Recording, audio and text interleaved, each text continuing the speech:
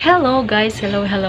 Welcome back again to my YouTube channel. Hello sa inyong lahat. So ayun guys, kumusta po ang inyong Pasko? At ngayon nga po pala ay December 30, 1:50 na po ng hapon. Ayan guys. Ayan. Ngayon ako ulit nakapag-vlog. Medyo naninibago na naman ako sa harap ng camera. So anyway, medyo matagal akong walang update dahil tayo po ay nagpa-renovate ng ating extension, yung ating tindahan. So dito sa loob meron nagbago pero kunti lang naman. Mamaya ipapasilip ko sa inyo. Medyo natagalan po yung ating renovation dahil isinama na namin yung loob ng bahay. Actually, dun sa loob ng bahay na tagalan. At saka, yung kinuha nating trabahador is 2 tao lang. Siyempre, naka-budget lang yung ating pagpapagawa. Kaya, ayun. So medyo natagalan. Kaya, inabot tayo ng halos mag 2 months ba? Or isang buwan may kalahati. Kasi nag-start po siya ng November 4 at natapos po siya ng December 23. 2 days na lang, Pasko na. So, ngayon, ipapasilip ko po sa inyo kung ano yung hitsura ng ating tindahan. So, dito muna tayo sa tindahan. Saka na lang tayo mag-update sa loob ng bahay kung ano yung pagbabago. So, ayun guys, papasilip ko sa inyo kung ano po yung nagbago dito sa loob ng aming sari-sari store. So, ayan guys, ito po yung bagong hitsura ng ating tindahan ngayon. Kung mapapansin nyo, medyo against the light lang. Pero yung pong screen natin, yung pinakatindahan natin dyan, is kulay white na po yan. Tapos ito, naka-tiles na po yung ating istante hanggang dun sa dulo. And then yung ating naman pong flooring, naka-tiles na siya. Medyo may design po yung ating flooring kasi ito pong na ganitong kulay, yan po yung binaklas namin sa sala. So, para hindi masayang, ginamit namin. Tapos ito naman pong white na to na medyo may design ng kulay gray. Yan po yung pinalit namin sa loob ng bahay. So para hindi nga masayang, ginamit na lang namin dito sa tindahan. So ayan po yung hitsura ng ating tindahan ngayon. So medyo marami pa tayong mga kalat dahil wala akong lalagyan dito. Pinag-iisipan ko kung ilalagay ko yung bigasan dito, paliliitan ko lang siya o dun ko pa rin sa labas ilalagay. So ngayon nandito muna yung ating bigas.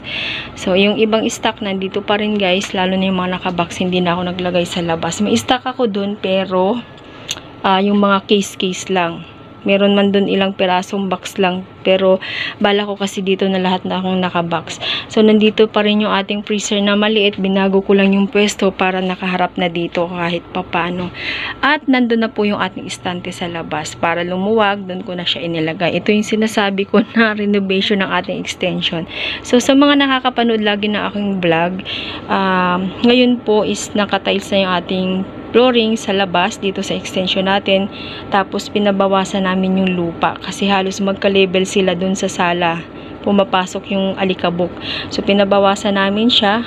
Kaya meron na tayong hagdan. Isang step lang naman yan guys kung titingnan. Ayan na siya. Ayan, nagbago rin yung ating loob ng bahay. Pero saka na lang ako mag-update sa inyo.